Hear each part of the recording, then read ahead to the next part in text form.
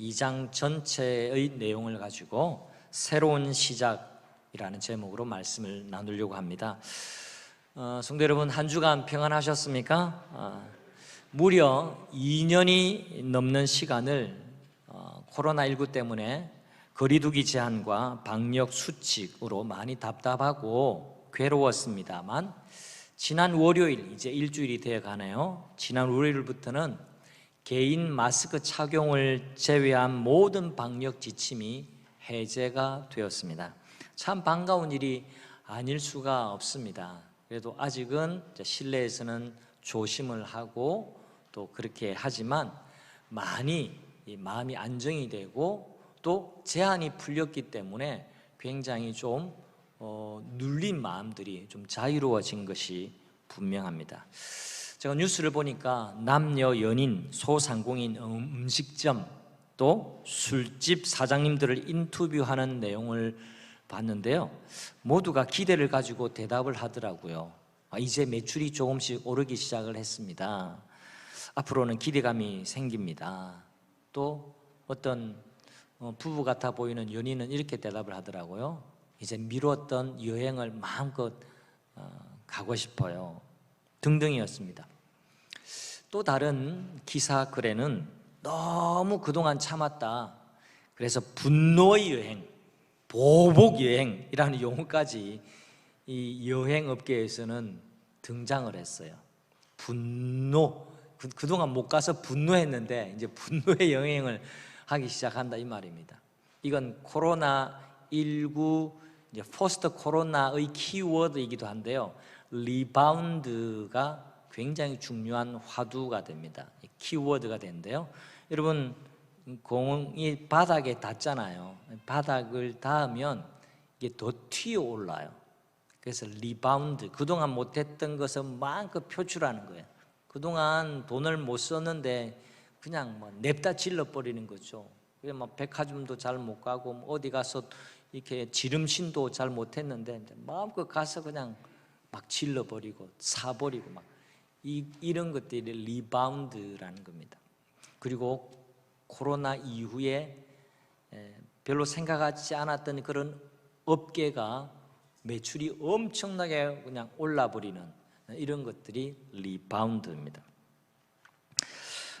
제가 이 인터뷰 기사와 또 글을 읽어보면서 이런 상상을 해봤습니다. 목사는 항상 뭘 생각할까요? 신문을 보고 뉴스를 봐도 뭔 생각? 뭔가 좀 죽이 맞아야 되는데 뭔 생각? 교회 생각, 성도님 생각, 신앙생활 생각, 이거 아니겠습니까? 그래서 제가 상상을 해봤어요. 인터뷰 마이크를 우리 교인들에게 이렇게 갖다 대면 어떻게 대답을 할까 상상해봤습니다. 그동안 예배드리고 모이던 일을 잘 못했는데 이제 기대가 됩니다. 잘 모여야겠어요. 열심히 사랑하고 섬기려고 계획하고 있어요. 나태했던 마음을 깨우고 이제 열심히 신앙생활 할래요, 이렇게 말한다면 얼마나 좋겠습니까?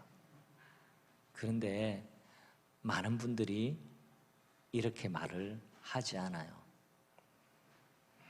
현실적으로 분석해 보면 많은 분들이 그동안 이 현장에 모이지 않는 것에 너무 익숙해져서 다시 신앙의 열정을 회복하기 쉽지 않은 것이 현실입니다. 어떤 통계에 보니까 이 30%의 성도들이 어디 갔는지 지금 돌아오지 않고 있다고. 돌아와야 부산항해를 불러야 되나요? 지금 어딜 간지 없대요. 지금 이제 코로나가 해제되었는데도 아직 안 돌아온대요.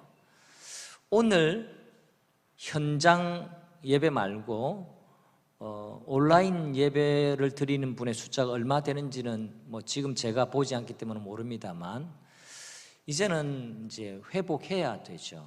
그런데 예배를 드리는 것 말고 예배를 이렇게 보는 게, 모니터를 통해 보는 게 너무 익숙해져 가지고 그 익숙함에서 헤어나오기가 참 어려워진 분들도 적잖이 있습니다. 이제 해제되었으니까 열심히 할래요, 이게 아니라 그냥 그대로 그 톤과 그 분위기와 그 습관대로 그냥 이렇게 쭉 가도 되는 것처럼 생각이 머물러 있는 분도 있다라는 거예요. 저는 이즈음이라는 것은 이제 봄이라는 계절을 포함하는 겁니다. 최근에 그냥 뭐 벚꽃이 피고 지고 나니까 이제 철쭉이 이제 제때를 만났다고 막 지금 피고 있어요. 겹벚꽃도 이제 또 피더라고요. 네, 개나리도 피고요. 그러니까 봄이 되니까 살아나라, 일어나라, 노래하라, 꽃 피우라, 막 이런 소리로 가득한 거죠. 그게 지금 제가 말한 이즈음입니다. 또 코로나19로 인해 그동안 억눌리고 제한되었던 모든 것들이 이제는 잠정적으로 다 해제가 되어졌습니다. 이 시점에서 사도행전 말씀으로 함께 묵상하는 것에 저는 굉장히 큰 의미를 가지게 되어졌습니다. 그래서 오늘의 설교의 제목을 새로운 시작이라고 붙여봤습니다. 또 지난주에는 부활주일이었습니다. 부활주일을 지내고 이어서 그 다음 주인 오늘 사도행전으로 말씀을 나누는 것이 너무나 맞아떨어진다라는 느낌입니다. 요즘 젊은이들의 말을 흉내내 본다면 이거 뭔가 좋은 느낌적인 느낌이랄까요? 뭐 이런 생각이 좀 들어요. 예수님은 부활하신 이후에 40일 동안 제자들에게 자신의 부활하신 몸을 보여주시고 하나님 나라를 가르쳐 주셨습니다. 하나님 나라의 도래, 그러니까 새로운 시작을 예고해 주셨습니다. 새로운 시작이 뭐냐? 바로 성령님을 보내어 주시겠다라는 약속이 이루어지는 것이 새로운 시작입니다. 오늘 성경을 여러분 눈으로 손으로 따라서 잘 보시길 바랍니다. 사도행전 1장 3절과 4절 말씀 찾으셨죠? 여러분 사도행전 1장 3절 4절은 아직 예수님께서 부활하신 이후에 성천하시기 전입니다. 뭐라고 말씀하시는지 보십시오. 그가 고난받으신 이후에 많은 증거로 살아계심을 보였습니다. 40일 동안 그들에게 보이셨습니다. 그 다음 하나님 나라의 일을 말씀하셨습니다. 또 사도와 함께 모이셔서 분부하여 말씀하셨습니다. 뭐라고요? 너희 예루살렘 절대로 떠나지 말고 내게서 들었잖아. 내게서 들은 바 아버지께서 약속하신 것을 여기에서 기다려야 돼. 사모해야 돼. 그렇게 말씀합니다.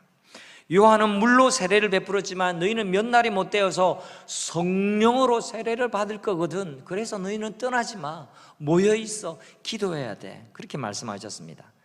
사도행전에서 가장 유명한 말씀 1장 8절 말씀은 같이 읽도록 하겠습니다. 오직 성령이 너희에게 임하시면 너희가 권능을 받고 예루살렘과 온 유대와 사마리아와 땅끝까지 이르러 내 증인이 되리라. 아멘. 여러분 예수님께서 이 말씀을 하시고 이 약속을 주시고는 승천하셨습니다. 그리고 그 다음 어떤 일이 벌어졌는지를 이야기하는 것이 오늘 설교의 본문인 사도행전 2장의 내용입니다. 부활하시고 승천하신 것이 끝이 아니라 새로운 시작이었음을 말해줍니다. 성도 여러분, 모든 사람에게 성령님이 임하신 사건이 새로운 시작입니다. 2장은 어마어마한 전환점이 됩니다. 구약의 시대는 완전히 물러가고 신약의 시대가 도래했음을 선언한 내용이에요. 성령님이 모든 사람에게 임하셨기 때문에 그렇습니다. 구약 시대에는 특정한 사람에게만 성령님이 하셨어요. 그래서 왕이나 제사장이나 선지자 이런 구별된 사람들에게만 성령님이 임하셨어요. 그리고 이들은 하나님과 백성들 사이에 연결하는 중보자 역할을 했습니다. 여러분 이제 사도행전, 신약의 사도행전에 와서 이 사도행전의 오순절의 성령 강림이 중요한 이유는 이제 성령님이 구약과는 다르게 모든 사람에게 임하셨기 때문입니다. 그래서 새로운 시작이에요. 오순절은 구약에도 있어 왔고 신약에도 오순절이 있지만 오순절 첫 번째 예수님 부활하신 이후에 열흘 다음에 맞이했던 그 오순절은 새로운 시작이에요. 성령님과 함께하는 시간이었기 때문에 그렇습니다. 3절 말씀을 보실까요? 호련히 하늘로부터 급하고 강한 바람 같은 소리가 있어 그들이 앉은 온 집에 가득하며 마치 불의 혀처럼 갈라지는 것들이 그들에게 보여. 뒤에가 중요합니다. 각 사람 위에 하나씩 임하여.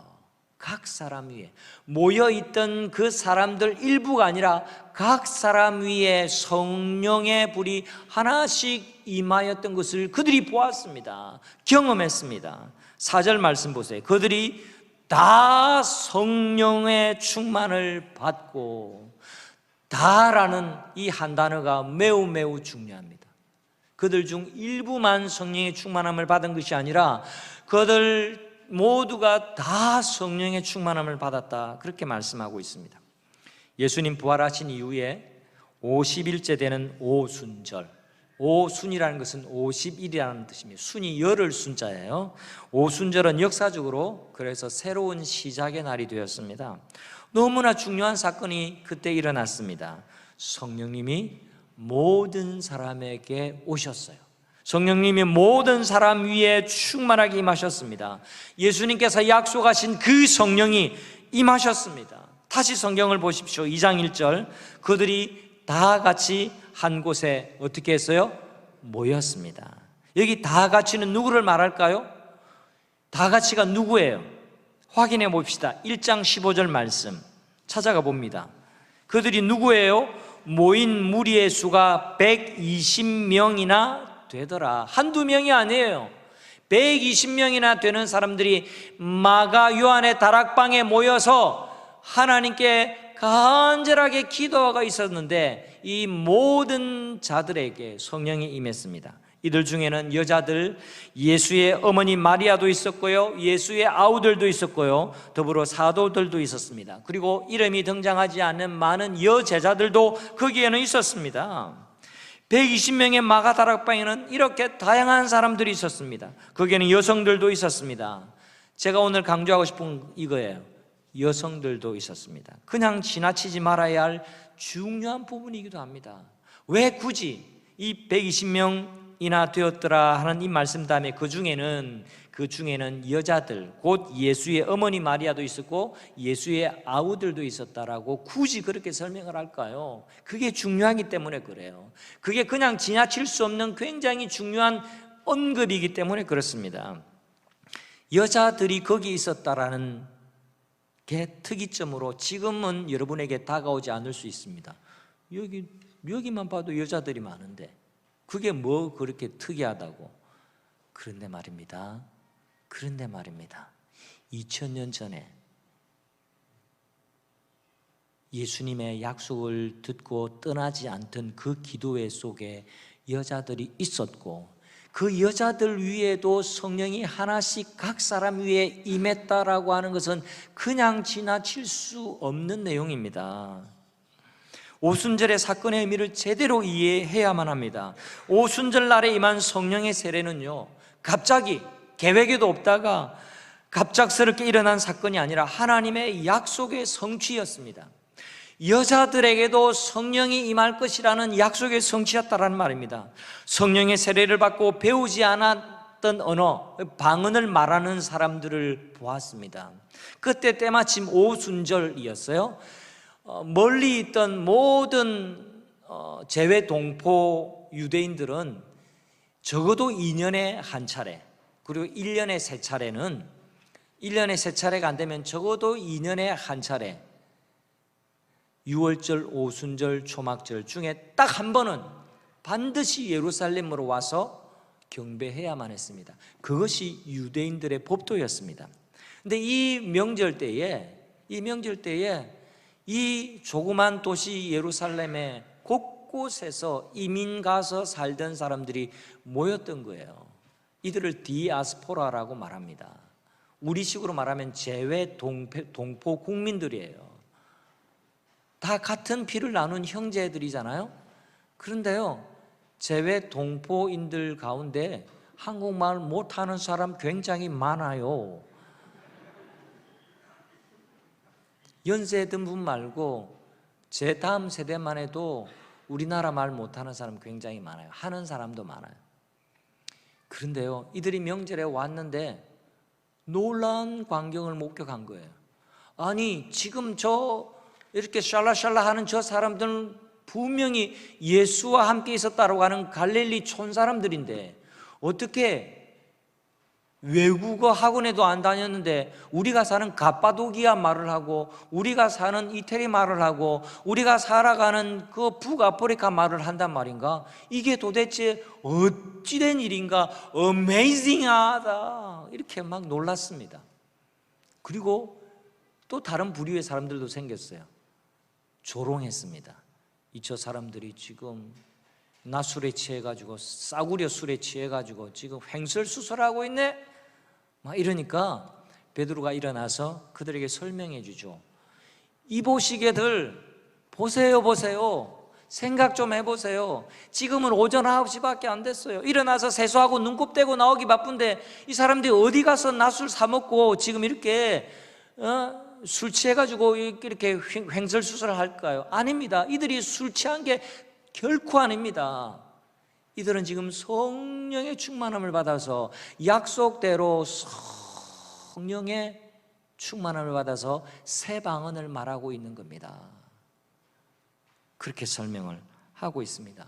여러분, 이건요 이상한 일이 아닙니다. 하나님이 이미 말씀해 두신 예언이 이루어진 겁니다. 그리고 이렇게 설명하죠. 2장 17절과 18절 성경을 보십시다. 하나님이 말씀하시기를, 하나님 언제 말씀했다는 거예요? 지금은 신약 성경이 없는 시대였습니다. 구약 성경 요엘 선지자를 통해서 하나님이 이렇게 말씀하셨다라는 겁니다. 말세에 내가 내 영을 모든 육체에 부어주겠다. 너희 자녀들은 예언할 것이고 너희의 젊은이들은 환상을 보고 너희 늙은이들은 꿈을 꾸리라. 그때 내가 내 영을 내 남종과, 중요한 것, 여종들에게 부어주리니 그들이 예언할 것이요. 할렐루야. 여러분 보십시오. 자녀들은 예언하고 젊은이들은 환상을 보고 늙은이들은 꿈을 꾸고 남종과 여종 가리지 않고 모든 자들에게 성령을 부어줄 텐데 그들이 예언할 것이다. 그들이 새 방언을 말하고 그들 가운데 놀라운 일들을 행할 것이다. 이것이 약속되어 있었는데 그것이 지금 예수님 부활하시고 난 열흘 뒤에 오순절 날에 이렇게 성취된 겁니다라고 베드로가 증거하고 있는 겁니다. 여러분, 오순절의 성령 강림 사건은요 신약 시대가 펼쳐지는 분기점이 되고 대전환의 사건입니다. 그래서 오순절 성령 강림 사건이라고 부르는 겁니다. 새로운 시작이라고 부를 수 있는 성령 강림 사건의 엄청난 영향은요, 그 사건은 유일무이한 사건이었지만 그 성령님이 우리 가운데 모든 사람들에게 임하심으로 말미암아서 이 지상의 교회에 주를 그리스도라고 부르는 사람들 심령 속에 찾아오시고 그들 속에 거하시는 놀라운 이 역사적인 사건을 통해서 그 성령 충만의 영향력과 역사는 오고 오는 세대에 계속해서 일어났습니다. 시대마다 있었어요. 자, 사도행전 2장의 이야기의 판박이 혹은 사도행전 2장의 이 놀라운 이야기가 우리나라에 어떻게 이루어졌는지를 제가 역사적인 이야기로 여러분에게 설명을 드리고 싶습니다. 우리나라에 처음 개신교 선교사가 온 적은요 1884년이에요. 지금부터 136년? 네, 140년이 채 되지 않았습니다. 그렇게 오래지 않았습니다. 근데요, 그때는 조선이었어요. 가난하고 헐벗고 굶주리고 뒤처지고 열강들에 치여 살던, 그리고 너무너무 핍절했던 상황이었습니다. 그때 조선에 온 초기 선교사, 여선교사 프레이라는 분이 있었는데요, 와보니까 조선 땅의 여성들의 지위에 대해서 그는 이렇게 설명을 했습니다. 잘 들어보십시오. 태어날 때부터 환영받지 못하고 살아가면서도 사랑받지 못하고 죽을 때까지 희망 없이 살아간다. 조선의 여인들이. 여러분 공감이 되십니까? 여기에 우리 여성 성도님들이 계시지만 100년 전의 여성들의 위치와 지위가 그랬다라는 겁니다. 여기 계신 분들 가운데도 태어나면서 환영받지 못한 분이 수다할 겁니다. 요즘 시대하고는 다르죠. 저는 아들이 둘입니다 하면 저를 불쌍하게 쳐다봐요. 아이고 안 됐다 막 하면서. 누가 그래요?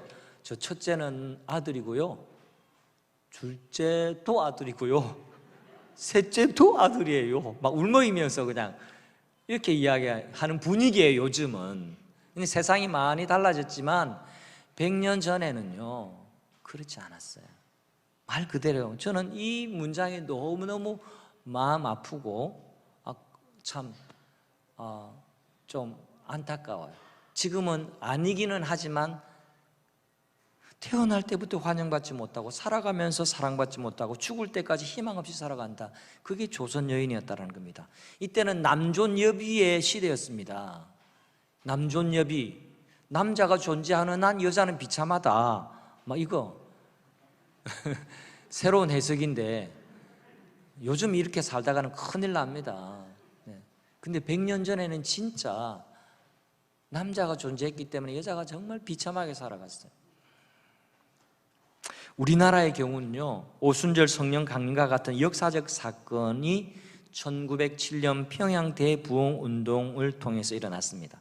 이때 모든 이들에게 성령님이 임하셨어요. 놀랍게도 여성들에게도 성령이 강력하게 역사했습니다.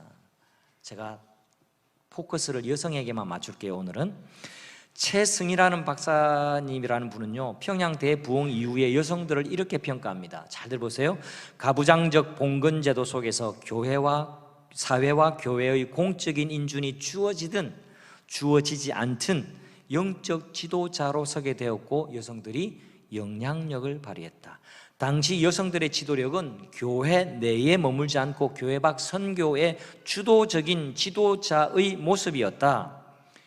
여러분, 또 새벽 기도회는요, 우리나라만 있는 이 새벽 기도회는 1907년 부흥 사경의 기간 중에 교회 여성들이 새벽에 나와서 기도하던 것이 오늘날 우리나라의 새벽 기도회로 자리 잡은 것이라고 하기도 했습니다.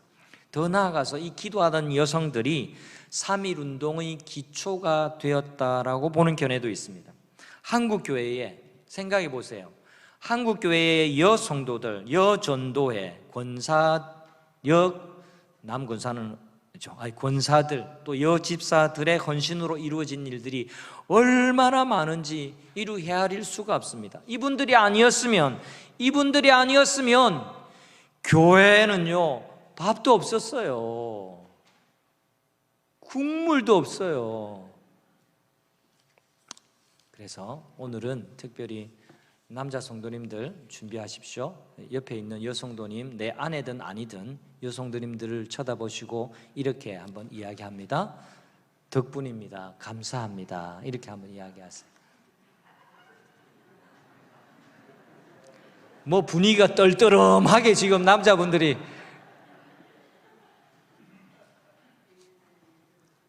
저는 집에 사고 왔어요.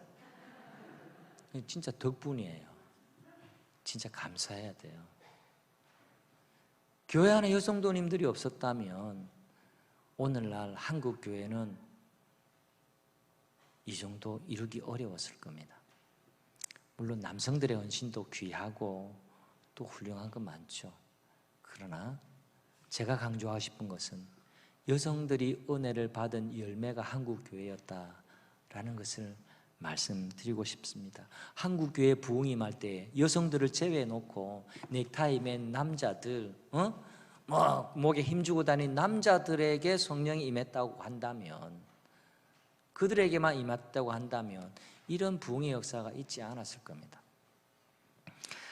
다시 본문의 말씀으로 돌아가겠습니다. 오순절의 기록이 이 강조하는 부분은요, 모든 사람, 남녀 차별 없이, 노소 구분 없이 모든 사람에게 성령이 임했다라는 점이 중요합니다.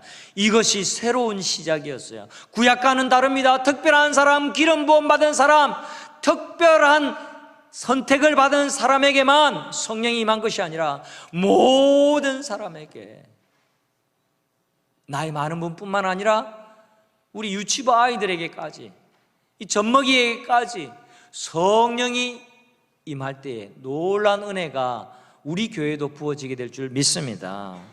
여러분, 이걸 좀 더 다른 관점으로 우리에게 끌어와서 한번 적용해 볼까요? 모든 사람들에게 성령이 각각 임했어요.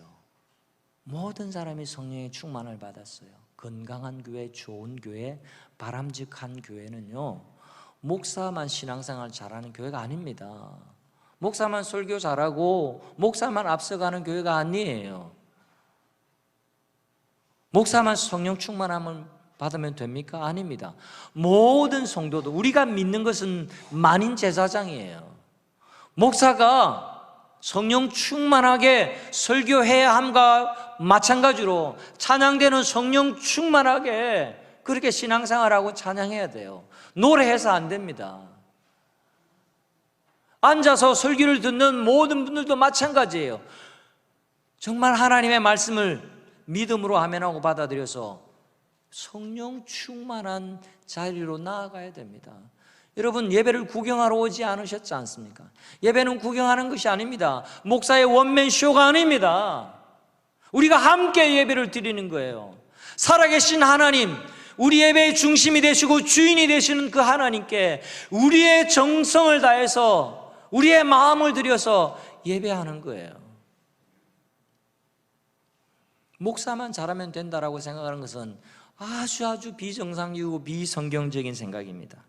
신약, 새로운 시대가 열리는 순간에 일어난 증거들을 보십시오. 모든 사람에게 성령이 임했습니다. 모든 사람에게. 사랑하는 교우 여러분, 요엘 선지자의 예언은 이미 이루어졌습니다. 그리고 그 예언의 문은 아직도 열려 있습니다. 하나님은 성령을 부어주십니다. 성령을 보내주십니다. 성령의 충만을 사모하는 성도님들이 다 되시기를 축복합니다. 정말 그렇게 되기를 원하신다면 요엘의 예언이 나에게도 적용이 되고, 나도 꿈을 꾸고 환상을 보고 새 방언을 말하고 예언하게 되는 놀라운 은혜가 있어지기를 축복합니다. 성령을 선물로 주시는 역사는요, 분명히 하나님이 하시는 일이 분명합니다. 하나님만이 하실 수 있는 일이에요. 동시에 우리가 오늘 살펴야 할 것은요, 성령의 충만을 모든 사람이 받을 때에 그들이 어떻게 반응했는지 그것을 살펴보는 것은 매우 중요합니다. 그들은요, 하나님이 알아서 해주겠지, 그렇게 뒷짐지고 있지 않았어요. 그들은 하나님이 하시는 일에 동참했습니다. 구경꾼이 아니라 참여자가 되고 당사자가 되고 주역이 되었습니다. 사도들을 포함한 120명의 제자들은 약속의 말씀을 믿고 순종했습니다. 이것이 중요합니다. 이들이 약속의 말씀을 믿고 순종했어요. 4절 말씀 우리 다 같이 읽어보겠습니다. 그들에게 분부하여 이르시되 예루살렘을 떠나지 말고 내게서 들은 바 아버지께서 약속하신 것을 기다리라. 이것이 예수님의 말씀이었어요. 이 말씀에 대한 반응이 무엇이라고요? 순종이었습니다. 2장 1절 다 같이 한 곳에 모였더니, 다 같이 한 곳에 모였어요. 그리고 1장 14절 마음을 같이하여 오로지 기도에 힘쓰더라. 한마음 한뜻으로 예수님의 약속을 기다렸고 기도에 집중한 제자들이 성령을 받았습니다. 하나님의 말씀 그대로 순종하는 것이 모든 문제의 열쇠가 된다는 것을 기억하는 성도님들이 되시기를 바랍니다. 한마음 한뜻으로 기도할 때 능력을 받게 돼요. 순종이라는 키워드와 함께 우리가 주목해야 할 비결이 하나 더 있습니다. 순종하고, 그리고 이들이 어떻게 순종했냐? 다 같이 마음을 같이하여입니다. 한번 따라해 주시죠. 다 같이 마음을 같이하여. 네, 이게 중요한 표현이에요. 다 같이 있었어요. 한 곳에 모여 있었어요. 그리고 다 마음을 같이하여 오로지 기도에 힘썼습니다. 이 두 가지를 같은 말 하나로 통일시키면 함께라는 말이에요. 오늘 우리의 단어로, 우리가 익숙한 단어로 환치시키면 함께라는 말입니다. 한 곳에 모였다라는 말은요, 저들이 다 같이 한 곳에 모였다라는 것이 2장 1절인데 이 말은 장소만을 의미하지 않습니다. 여기 한 곳에 이렇게 모였네, 이것만 의미하는 것이 아니라 한 마음을 품고라는 의미예요. 한 마음을 품고 한 곳에 모였다. 여러분, 우리가 다 각자 흩어져 살다가 주일 11시, 9시 되면 이곳에 예배하러 모입니다. 한 곳에 모였어요. 몸만 여기에 모였나요? 여러분 다 하나님을 예배합니다라는 그 마음 가지고 모이셨잖아요. 그래서 우리가 함께 한 곳에 모였다라는 것은 한 마음으로 모였다라는 겁니다. 한 마음으로 이곳에 모여 계신 분은 아멘 하십시오. 아멘입니다. 우리의 다른 목적이 없어요. 하나님을 예배하기 위해서, 살아계신 하나님께 내 삶을 드리기 위해서 우리가 여기에 한 곳에 모였어요. 함께라는 단어가 굉장히 중요합니다. 그래서 제가 설교를 준비하다가 이렇게 생각해 봤어요. 이 큰 현수막에 다른 글자 다 없이 그냥 하얀 배경에 함께, 땅, 함께 하고 좀 크게 붙여놓고 싶다, 이런 마음이 생겼어요. 너무너무 중요한 단어입니다. 함께. 여러분, 한 송이 꽃보다 꽃다발이 더 이쁘죠. 오늘 꽃다발 드신 분이 계신데 한 송이였으면 굉장히 초라했을 겁니다. 꽃다발이니까 더 이뻐 보입니다. 꽃다발보다는요, 꽃밭에 가면 더 멋져요. 꽃밭보다 꽃 군락지가 더 장관입니다. 꽃도 군락을 이루어야 보기가 더 좋습니다. 더 아름답습니다. 이게 함께의 원리예요. 이 함께의 비밀은 우리가 살아가는 주변에 얼마나 많은지 몰라요. 제가 이제 부산에 이사 온 지가 한 달이 되었습니다. 최근에 대나무 숲을 다녀왔어요. 인근의 아홉산에. 아홉산 이야기는 1년 전부터 들었는데 이제 1년이 지나고 아홉산을 다녀왔습니다. 이 아홉산에 있는 대나무 숲인데요, 여러분 그림에서 보시듯이 대나무 숲 안에는요 다른 잡풀이 자라나질 못해요. 제가 가서 제가 대나무 숲도 이전에도 봤지만 새롭게 설교를 준비하고 있으니까 새롭게 눈에 들어왔어요. 저기 대나무 숲 안에는 저게 갈색은 이 푸르렀던 잎이 가을과 겨울에 떨어져서 그냥 있는 것이고 이 풀이 아니에요. 저기에는 진짜 말 그대로 잡풀이 하나도 없었어요. 여러분 대나무 숲이 그런 거라고 알고 계셨어요? 눈 있는 자는 볼지어다. 여러분, 그리고 눈에 보이지 않지만요, 저 땅 밑에는 이 대나무 뿌리, 이 뿌리가 얼마나 튼튼하게 서로 이렇게 함께 엮이고 함께 손을 잡고 있는지 몰라요. 땅 위로 이렇게 솟아오른 대나무 뿌리도 제가 봤는데요, 제 손가락보다 더 굵어요. 얼마나 튼튼한지. 여러분, 대나무의 잔뿌리가 부둥켜 안듯이 서로 연대해서 꽉 붙들고 있는 모습, 이것이 함께입니다. 이 서로를 붙들고 있는 이 대나무의 기운이 너무나 강해서 그 땅에는요 이 잡것들이 들어오지를 못해요. 여러분, 교회가요 함께 강력하게 연대하면요, 이 사탄 귀신의 잡것들이 너무 다 보지를 못합니다. 여러분, 이 지진이 나면 대나무 숲으로 도망가라는 말이 있어요. 너무나 강하게 땅을 지지하고 있기 때문에 대나무 숲에는 땅이 갈라지지 않는다고 합니다. 그만큼 이 함께라고 하는 이 비밀이 얼마나 강력한지 보여주는 대목이에요. 제가 이 대나무 숲을 보면서 가족을 생각해 봤습니다. 콩가루 집안인 반면에 끈끈한 사랑으로 결속되어 있는 가정이 있어요. 교회도 생각해 봤습니다. 뭘 해도 안 되는 교회가 있는 반면에 뭘 해도 되는 교회가 있어요. 그 차이점이 뭘까? 함께 하기 때문에 그래요. 뭘 해도 함께 하지 못하고 분열하고 비난하고 질투하고 공격하고 흠집내고, 그는 망하는 집안이고 망하는 교회고 망하는 단체예요. 근데 뭘 해도 부족함을 서로 보듬게 안고 서로 연대하고 서로 섬기고 사랑하고 서로 끌어안으면, 오늘 우리 새가족 수료하신 귀한 성도님들, 수료식 하면 뭐예요? 여러분들이 안 사랑해 주면 수료식 아무 의미 없습니다. 여러분이 이제 남은 것은 여러분의 사랑하고 섬겨주는 거예요. 함께 믿음을 격려하고 함께 돌보는 것, 그래야 새가족 수료식이 의미가 있는 겁니다. 이벤트 아무 필요 없습니다.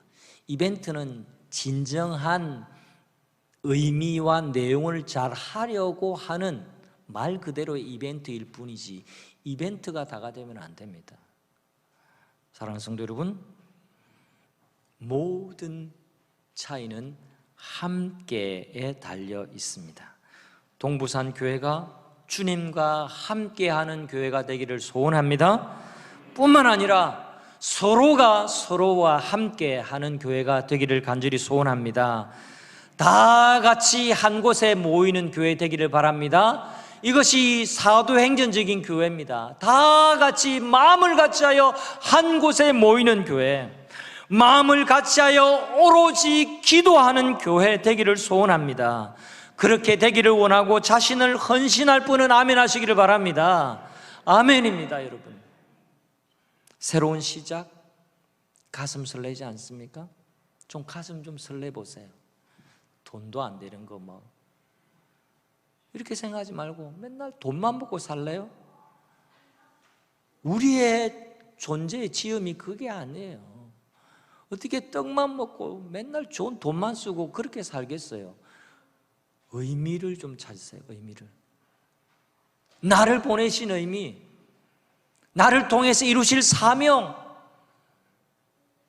그걸 생각하면서 그 일에 자신의 재능과 재물과 건강과 내 시간과 내 인생을 좀 투자하면서 들여가면서 살아야 되지 않겠습니까? 그렇게 사는 것이야말로 내 인생의 새로운 시작이 됩니다. 여러분, 새로운 시작, 이제 시작입니다. 가슴 설레지 않습니까? 이제 새로운 한 주간의 시작이에요. 주일만 되면 가슴이 설레야 돼요. 아이고, 이제 예배 잘 마쳤다. 이제 한 주간 이제 한 주간 죄책감도 없고 예배 안 듣다는 숙제한 기분으로 돌아가는 분은 회개하시기를 바랍니다. 그건 예배자의 마음이 아닙니다. 그런 사람에게는 새로운 시작이 펼쳐지지 않습니다. 이 한 주간의 새로운 시작, 하나님께 나를 드렸지, 하나님을 만났지, 하나님의 사랑 오늘도 받고 가지, 내가 이 한 주간 하나님과 함께 성령님과 함께 시작한다. 가슴 설레이는 일주일의 첫날 주일을 보내시기를 바랍니다. 이제 새로운 시작입니다. 다 함께 자리에 일어나셔서 함께 말씀을 기억하고 결단하면서 찬양하겠습니다.